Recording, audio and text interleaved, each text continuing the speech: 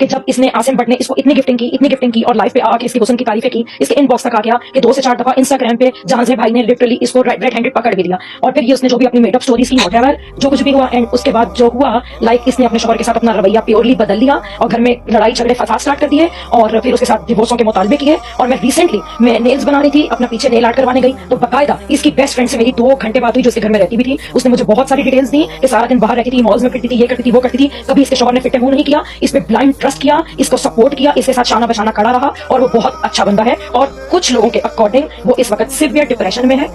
और ये बात भी सही है कि वो हर वीकेंड आई, क्योंकि मैं लास्ट वीकेंड आसिम अटारो को भी मैंने देखा या जो भी था, चले बहरहाल। लेकिन दूसरी बात यह है कि जो बंदा जहां से है वो फुली डिप्रेशन में है और अपने घर में अकेला बैठा हुआ है, बहुत ज्यादा डिप्रेस है। लोग बताओ, मैं नहीं चाहता कि मैं आपकी लाइफ से ब्लॉक हूँ। आप क्या चाहते हो? आप कहना क्या चाह रहे हो? जी हाँ, ये आप वेरी क्लियरली सुन सकते हैं कि ये क्वीन दारो की बेस्ट फ्रेंड है। उसकी अपनी बेस्ट फ्रेंड्स जो हैं वो उसके अगेंस्ट उठकर खड़ी हो गई हैं और उन्होंने गवाहियाँ देना शुरू कर दी हैं। क्वीन दारो का जो हस्बैंड था वो इतना बेचारा जहांज़ेब शरीफ किस्म का इंसान है कि उसे ये अच्छी लगी कराची में तो उसने इसके साथ शादी कर ली। और इतनी कोशिश करने के बाद बाहर के मुल्कों में जाकर सेट होना और अपनी वाइफ को बुलाना आसान नहीं होता। उसने इतनी कोशिशें करने के बाद इसको बाहर बुलाया, इसको सेटल किया, लेकिन इसकी शिकवे शिकायतें ख़त्म ही नहीं होती थी। तो जी क्या हुआ कि इसने लाइफ पे बैठना शुरू कर दिया। वो इसमें भी इसकी सपोर्ट करता था, पीछे नज़र आता था, बच्चों को उठाकर वो इधर-उधर जा रहा होता था, आ रहा होता था, हेल्प कर रहा होता था। खुद इसने बताया कि वो मुझे खाना तक बना के देता है क्योंकि मेरी कंडीशन ऐसी है, बेटी पैदा होने वाले थे, मैं खुद खाना भी नहीं बना पाती हूँ।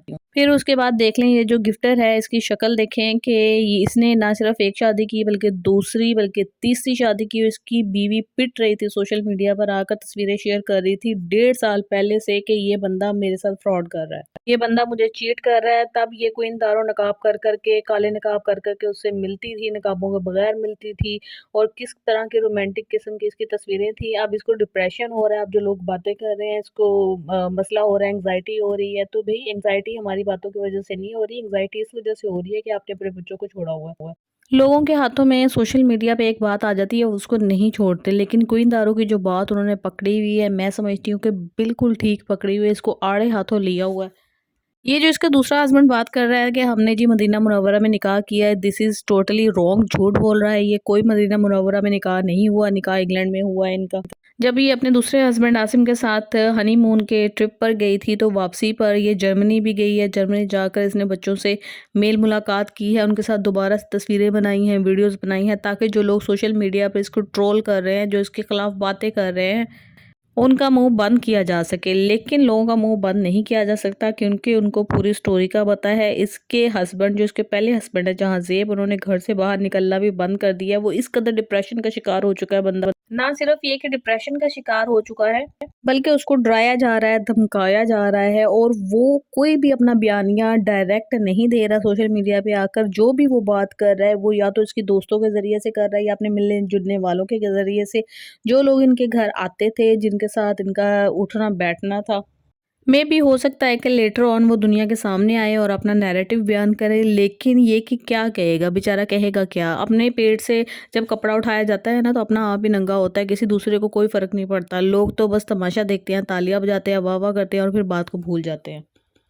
क्वीन दारो अगर ये सोच रही है कि आसिम भट्ट के साथ इसकी ज़िंदगी बहुत ज़्यादा खुशगवार गुजरेगी तो ये इसकी बहुत बड़ी गलतफ़हमी है, क्योंकि उसने अपनी पहली बीवी के बाद टर्किश बीवी के साथ बहुत ही ज़्यादा प्यार मोहब्बत से शादी की थी। उसके साथ इसकी एक बच्ची है। जो इंसान अपनी बेटी को छोड़ सकता है, जो इंसान, उसको ये परवाह नहीं कि मेरी बेटी है मैं उसको अपने पास लेकर आऊँ या कोई सेटलमेंट करूँ। 2 शादियाँ भी इस्लाम में जायज़ हैं, लेकिन नहीं।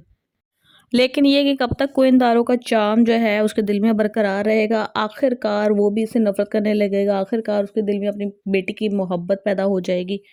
लेकिन फिर भी इनकी ज़िंदगी किसी न किसी तरीके से गुजर ही जाएगी। लेकिन जो 3 बच्चे रुल गए हैं, 1 आसिम की बेटी और 2 इसके बच्चे, मसला सिर्फ उन बच्चों के हैं, उनकी ज़िंदगी का। और बेचारे जहांज़ेब का क्या कसूर था? आपकी इस बारे में क्या राय है? आपने मुझे बताना है कमेंट्स करने के बाद। और क्या आप क्वीन दारो के साथ हैं या आप समझते हैं कि माशरे में ऐसा नहीं होना चाहिए?